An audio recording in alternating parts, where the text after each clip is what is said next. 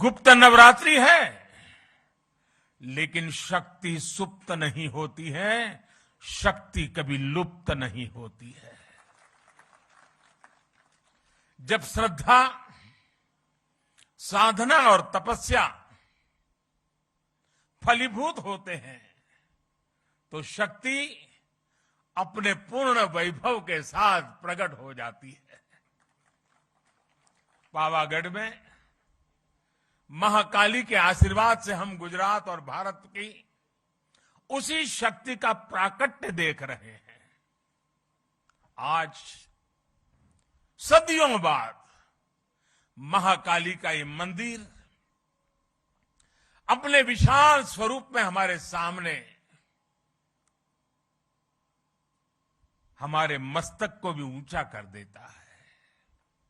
आज सदियों बाद पावागढ़ मंदिर में एक बार फिर शिखर पर ध्वज फहरा रहा है। ये शिखर ध्वज केवल हमारी आस्था और आध्यात्म का ही प्रतीक नहीं है। ये शिखर ध्वज इस बात का भी प्रतीक है कि सदियां बदलती हैं, युग बदलते हैं, लेकिन आस्था का शिखर शाश्वत रहता है। भाई और बहनों, अयोध्या में आकर आपने देखा होगा भव्य राम मंदिर आकार ले रहा है। काशी में विश्वनाथ धाम हो या फिर मेरे केदार बाबा का धाम हो, आज भारत के आध्यात्मिक और सांस्कृतिक गौरव पुनर्स्थापित हो रहे हैं।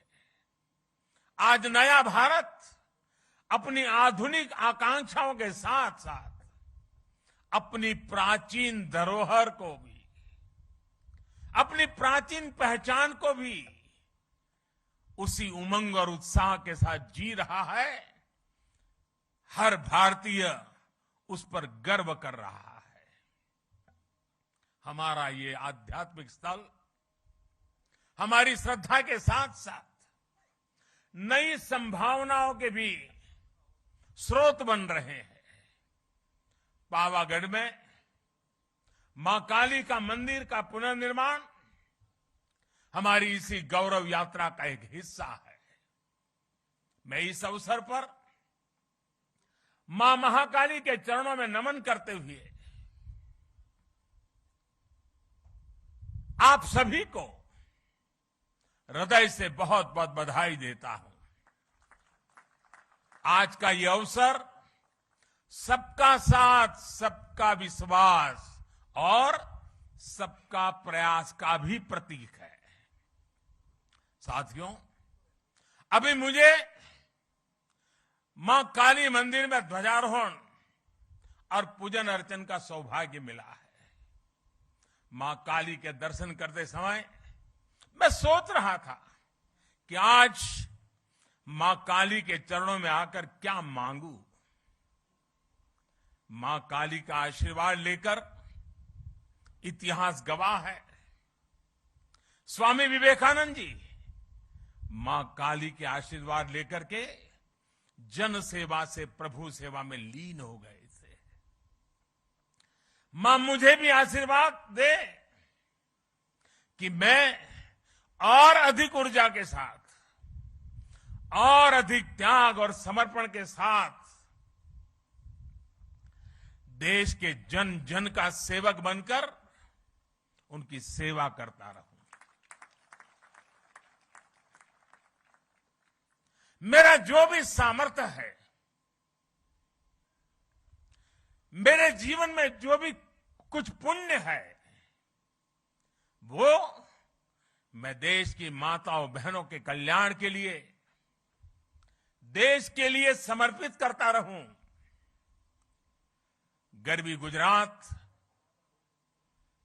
इस समय इस गर्वी गुजरात की धरती से, मां काली के चरणों से मैं देश की आजादी के अमृत महोत्सव का भी स्मरण करता हूं।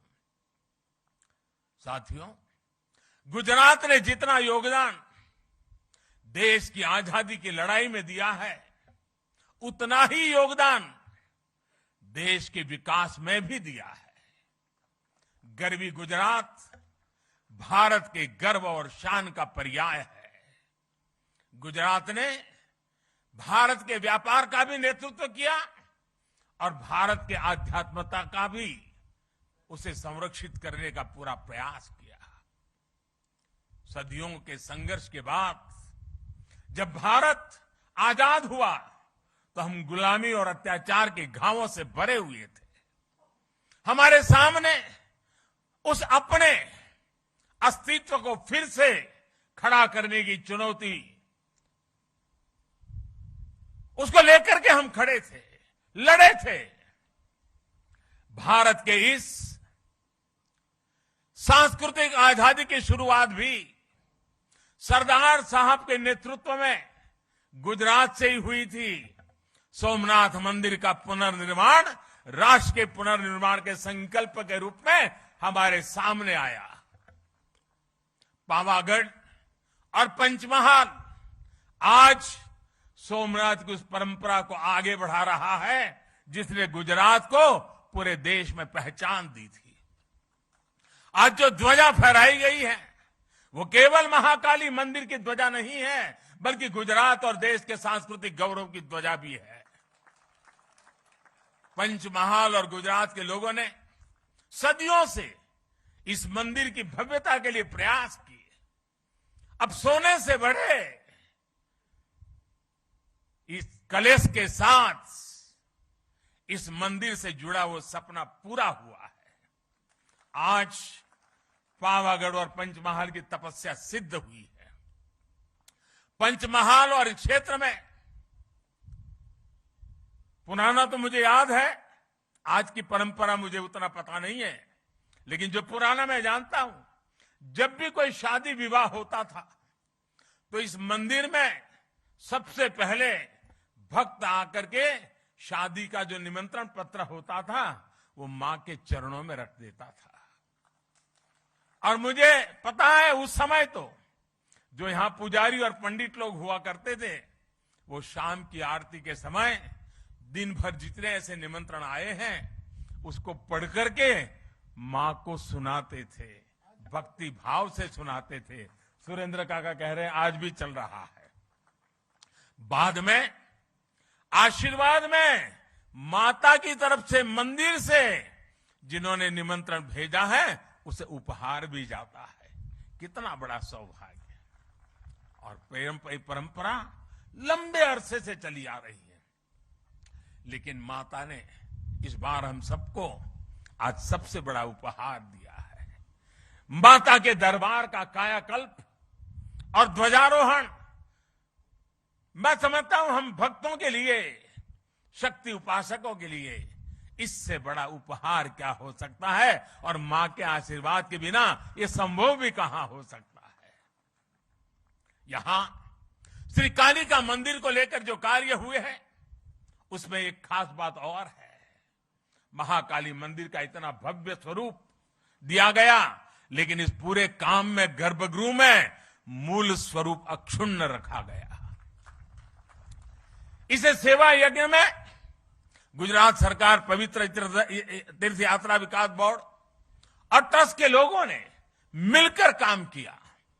मुझे बताया गया कि मंदिर परिषद की पूरी परिक्रमा के लिए, अभी सुरेंद्र भाई बता रहे थे, दूधिया तालाब और छासिया तालाब को जोड़ने वाला एक परिक्रमा पथ भी तैयार किया जाएगा।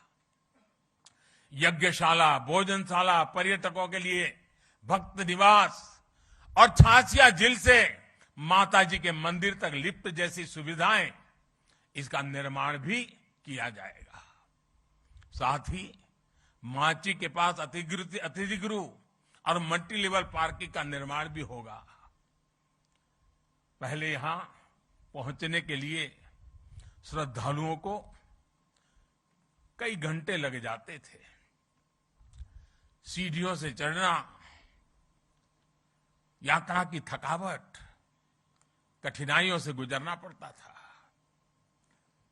पहले सीढ़ियां भी कैसी थी, जो पहले आए हैं उनको पता है, उसको सीढ़ी कह सके कि न कह सके, ये हाल था। लेकिन आज वो भी रचना अच्छी हो गई है। अब मंदिर तक पहुंचने के लिए अच्छे पत्थर से अच्छी सीढ़ियां बनाई गई है।